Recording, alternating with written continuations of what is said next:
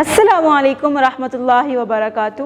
Javed publishers میں خوش آمدید۔ آج ہم پڑھیں گے کڈس اسلامیات برائے جماعت پنجم باب ششم ہدایت کے سرچشمے اور مشاہیر اسلام کا سبق نمبر 1، جس کا عنوان ہے حضرت آدم علیہ السلام۔ تو اس سبق کو پڑھنے کے لیے چلتے ہیں کتاب کے صفحہ نمبر 69 یعنی 69 پر۔ حاصلات تعلم۔ اس سبق کو پڑھنے کے بعد طلباء اس قابل ہو جائیں گے کہ وہ قرآن و سنت کی روشنی میں حضرت داؤد علیہ السلام کی زندگی کے چند واقعات جان سکیں، حضرت داؤد علیہ السلام کے معجزات اور خوش الحانی سے آگاہ ہو سکیں، حضرت داؤد علیہ السلام پر نازل ہونے والی کتاب کے بارے میں جان سکیں، حضرت داؤد علیہ السلام کی حکومت اور سلطنت کے بارے میں جان سکیں۔ حضرت داؤد علیہ السلام اللہ تعالیٰ کے برگزیدہ نبی اور رسول تھے۔ آپ علیہ السلام کے جد امجد حضرت یعقوب علیہ السلام تھے۔ اللہ تعالیٰ نے آپ علیہ السلام کو حکومت بھی عطا فرمائی تھی۔ حضرت آدم علیہ السلام کے بعد حضرت داؤد علیہ السلام ہی وہ پیغمبر ہیں جنہیں قرآن مجید نے خلیفۃ الارض کہا ہے، یعنی زمین پر خلیفہ، انسانوں کے خلیفہ۔ قرآن مجید میں ارشاد ہے وَشَدَدْنَا مُلْكَهُ وَآتَيْنَاهُ الْحِكْمَةَ وَفَصْلَ الْخِطَابِ۔ ترجمہ، اور ہم نے اس یعنی داؤد علیہ السلام کی سلطنت کو مضبوط کیا اور اسے حکمت دی اور بات کا فیصلہ کرنا سکھایا۔ قرآن مجید کی 9 سورتوں میں 16 مقامات پر حضرت داؤد علیہ السلام کا ذکر کہیں مختصر اور کہیں تفصیل کے ساتھ موجود ہے، جبکہ ان پر نازل کردہ کتاب زبور کا ذکر 3 سورتوں میں آیا ہے۔ سلطنت کے بادشاہ ہونے کے باوجود آپ علیہ السلام کا رہن سہن انتہائی سادہ تھا۔ آپ علیہ السلام اپنے ہاتھ سے محنت کرتے اور حلال روزی کمانے تھے۔ اتنے بڑے بادشاہ کے ہونے کے باوجود بھی خود کما کر کھاتے تھے۔ آپ علیہ السلام کو زرہ سازی کی حکمت دی گئی تھی۔ زرہ اس لباس کو کہتے ہیں جو جنگ کے دوران اپنے اوپر ہونے والے حملے سے روکنے کے لیے لوہے کا لباس پہنا جاتا ہے، اس لباس کو زرہ کہتے ہیں۔ تو آپ علیہ السلام لوہے کی مدد سے وہ لباس تیار کیا کرتے تھے اور اس کو بیچ کر اپنے لیے کماتے تھے۔ اللہ تعالیٰ کا ارشاد ہے وَعَلَّمْنَاهُ صَنْعَةَ لَبُوسٍ لَكُمْ وَلِتُحْصِنَكُمْ مِنْ بَأْسِكُمْ فَهَلْ أَنْتُمْ شَاكِرُونَ۔ ترجمہ، اور ہم نے اسے یعنی داؤد علیہ السلام کو تمہارے لیے لباس بنانے کا ہنر سکھایا تاکہ لڑائی کے ضرر سے تمہارا بچاؤ ہو، کیونکہ یہ لباس لڑائی سے بچنے کے لیے استعمال ہوتا تھا۔ آپ علیہ السلام عدل و انصاف اور زہد و تقوی میں مشہور تھے۔ آپ علیہ السلام عبادت گزار اور نہایت خوش الحان تھے۔ حضرت داؤد علیہ السلام پر نازل ہونے والی کتاب زبور دعاؤں اور حمد و ثنا پر مشتمل تھی۔ حضرت داؤد علیہ السلام کی زندگی کے واقعات۔ حضرت داؤد علیہ السلام شجاعت اور بہادری میں مشہور تھے۔ حضرت طالوت علیہ السلام اور ایک ظالم بادشاہ جالوت کی فوجوں کا جب آمنا سامنا ہوا تو فوج کا سپہ سالار جالوت لڑائی کے لیے خود میدان میں آیا۔ جب اس کے مد مقابل کوئی نہ آیا تو حضرت داؤد علیہ السلام اس کے مقابلے میں گئے۔ پہلے اسے پتھر کا نشانہ باندھ کر منہ کے بل زمین پر گرایا، پھر اس کا سر قلم کر دیا، یعنی پہلے اسے تھوڑا زخمی کیا، جب وہ زخمی ہو گیا اور حرکت نہ کر سکا پھر اسے ایک ہی ضرب سے سر تن سے جدا کر دیا۔ سر قلم کرنے کا مطلب سر کو جسم سے الگ کر دیا اور اسے جان سے مار دیا۔ دوسرا واقعہ، ایک شخص کی بکریوں نے کھیت میں کھڑی فصل کو نقصان پہنچایا۔ کھیت کے مالک نے بکریوں کے مالک پر تاوان کی ادائیگی کا دعویٰ دائر کر دیا۔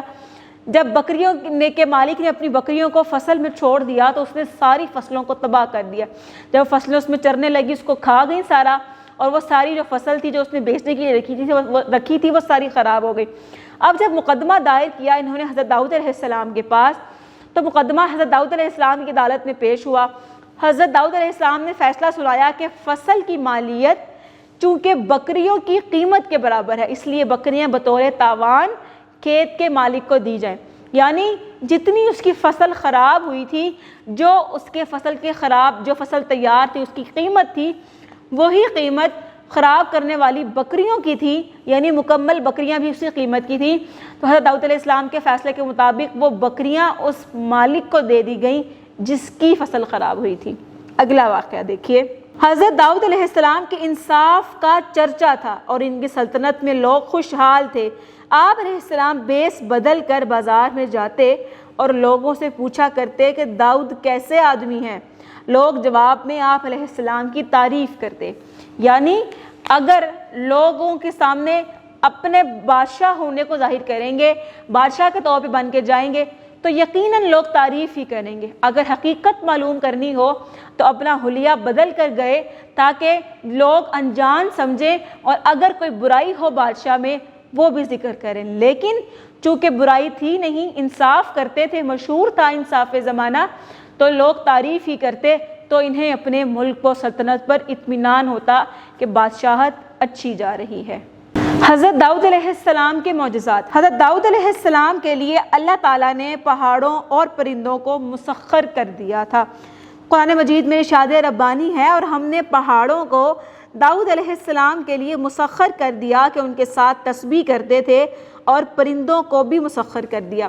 در حقیقت مسخر کہتے ہیں کام پر لگانا، کسی چیز کو کسی کام پر لگانا۔ تو یہاں پر مسخر کرنے کا مطلب یہ ہے کہ ان کو حضرت داؤد علیہ السلام کے تابع کر دیا تھا۔ جو حکم پہاڑوں کو پرندوں کو حضرت داؤد علیہ السلام دیں گے وہ کام کریں گے۔ اب کس طریقے سے کر دیا تھا؟ جو حضرت داؤد علیہ السلام ان کو کرنے کے لیے کہتے وہ کام کرتے۔ اور اب اسی کے ساتھ ان کا ایک اور معجزہ دیکھتے ہیں۔ حضرت داؤد علیہ السلام کو اللہ تعالیٰ نے نہایت خوبصورت اور مترنم آواز عطا کی تھی۔ جب آپ علیہ السلام اللہ تعالیٰ کی حمد و ثنا بیان کرتے یا زبور مقدس کی تلاوت فرماتے تو پہاڑ، جانور اور پرندے آپ علیہ السلام کی آواز کے ساتھ پڑھنے لگتے۔ اتنی خوبصورت آواز تھی کہ جب دنیا میں تلاوت کرتے تو جب جنگل میں بیٹھ کے پڑھتے تو سارے جانور بھی اکٹھے ہو جاتے اور سارے پرندے بھی اکٹھے ہو کر بڑی خاموشی سے اور بڑے مزے لے کر ان کی تلاوت اور ان کی آواز کو سنا کرتے۔ یاد رکھیے گا، یہی وہ نبی ہیں جن کی آواز میں قرآن مجید قیامت کے دن اہل جنت کو بھی سنایا جائے گا۔ جی ہاں، ان کی آواز کی خوبصورتی کی وجہ سے اہل جنت بھی ان کی آواز میں قرآن مجید سنیں گے۔ کیا آپ جانتے ہیں زبور کے معنی پارے یا ٹکڑے کے ہیں؟ پارے بھی ٹکڑے کے چھوٹے سے چھوٹے حصے کو کہتے ہیں۔ اس کا ایک مطلب شعر بھی ہے۔ زبور کا لفظ تختی یا کتاب لکھنے کے معنوں میں بھی استعمال ہوتا ہے۔ یہ زبور وہ کتاب جو آپ علیہ السلام پر نازل ہوئی، اس کے کئی معنی ذکر کیے گئے ہیں۔ اچھا، اب چلتے ہیں ہم حضرت داؤد علیہ السلام کے معجزات کی طرف۔ تو ان کا اگلا معجزہ دیکھیے۔ حضرت داؤد علیہ السلام کے ہاتھ میں لوہا موم کی طرح نرم ہو جاتا تھا۔ آپ علیہ السلام کو لوہا موڑنے کے لیے ہتھوڑے یا کسی اور اوزار کی ضرورت نہ پڑتی۔ آپ علیہ السلام اس لوہے سے زرہیں بناتے تھے۔ عموماً اگر کبھی آپ نے دیکھا ہو کہ جو شخص لوہے کا کام کرتا ہے یا لوہے سے کوئی چیز بناتا ہے تو اس کو، کیونکہ لوہا اتنا سخت ہوتا ہے کہ اس کو موڑنا آسان نہیں ہوتا بلکہ ناممکن ہوتا ہے، تو اس کو نرم کر کے آگ کے اوپر جلا کر اس کو نرم کیا جاتا ہے۔ جب وہ نرم ہو جاتا ہے تو اس کے نرم ہونے کی کیفیت میں ٹھنڈا ہونے سے پہلے اس کے اوپر تیز ضرب لگائی جاتی ہے، اور جہاں پر اس کو موڑنا ہو تو اس کو موڑ دیا جاتا ہے۔ لیکن حضرت داؤد علیہ السلام کو یہ ساری مشقت نہیں کرنی پڑتی تھی۔ یہ معجزہ ان کو اللہ پاک نے دیا تھا کہ وہ جس لوہے کو جس جگہ اور جیسے موڑنا چاہتے وہ فوراً مڑ جاتا، اور پھر وہ اس سے لوہے کی زرہ تیار کرتے اور بازار میں بیچتے۔ اور یقین جانیے، حضرت داؤد علیہ السلام جو زرہ تیار کرتے وہ بازار میں کئی داموں مہنگے بکتی۔ جتنے کی زرہ باقی لوگوں کی بکتی اس سے کئی گنا مہنگی ان کی زرہ بکتی تھی۔ اتنی برکت اللہ تعالیٰ نے ان کے ہاتھ میں رکھی تھی، کسی معجزے سے کم نہیں تھا۔ آپ علیہ السلام کی زندگی سے ہمیں حکمت و دانائی کے ساتھ یہ سبق بھی ملتا ہے کہ رزق کمانے کے لیے کوئی بھی جائز پیشہ اختیار کرنا انبیاء کرام علیہ السلام کی سنت ہے۔ مزید جانیے، حضرت داؤد علیہ السلام کی پرتاثیر آواز کی وجہ سے لحن داؤدی ضرب المثل بن گئی، یعنی یہ ایک محاورہ بن گیا۔ لحن داؤدی میں پڑھیے، یعنی خوبصورت آواز کو لحن داؤدی سے تشبیہ دی گئی ہے۔ حضرت داؤد علیہ السلام کو یہ کمال حاصل تھا کہ وہ اپنی سواری کی زین کسنے کا حکم دیتے اور زین کسی جانے سے پہلے ہی پوری زبور مقدس کی تلاوت فرما لیا کرتے۔ سواری کے اوپر، گھوڑے اونٹ وغیرہ کے اوپر بیٹھنے کے لیے جو جگہ اور سیٹ بنائی جاتی ہے وہ کپڑے کی یا کسی بھی چیز کی ہوتی ہے، وہ رکھنے کے لیے اور وہ تیار کرنے کا جب حکم دیتے، وہ تیار ہونے سے پہلے اپنی کتاب کی مکمل تلاوت بھی کر لیا کرتے۔ اس سے اندازہ ہوتا ہے کہ اللہ پاک نے انبیاء کو کس قدر مقدس فریضہ دے کر اس دنیا میں بھیجا ہے کہ کسی بھی طریقے سے وہ لوگوں تک اللہ کا پیغام پہنچائیں۔ اسی کے ساتھ مجھے دیجیے اجازت، اپنا بہت سارا خیال رکھیے گا، اپنی دعاؤں میں یاد رکھیے گا۔ مزید ویڈیوز دیکھنے کے لیے جڑے رہیں بولتی کتابوں کے ساتھ۔